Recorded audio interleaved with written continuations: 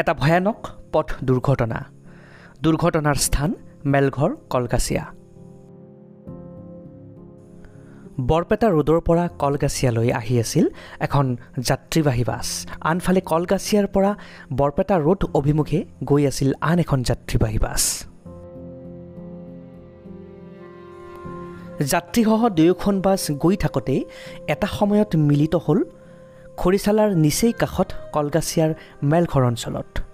ওচৰত আছিল এটা প্ৰকাণ্ড খাল।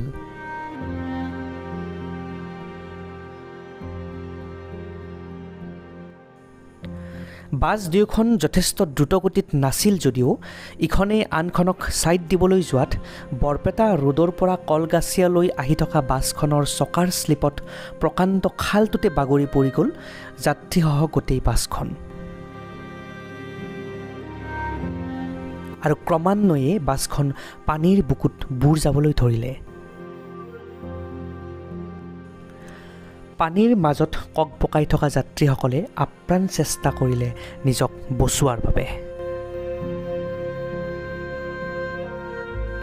অৱশ্যে স্থানীয় লোকৰ সহায় সহযোগিতাত যাত্ৰীসকলৰ প্ৰাণ ৰক্ষা পৰিল ঠিকেই, কিন্তু আঘাতপ্ৰাপ্ত হ'ল প্ৰতিগৰাকী যাত্ৰী।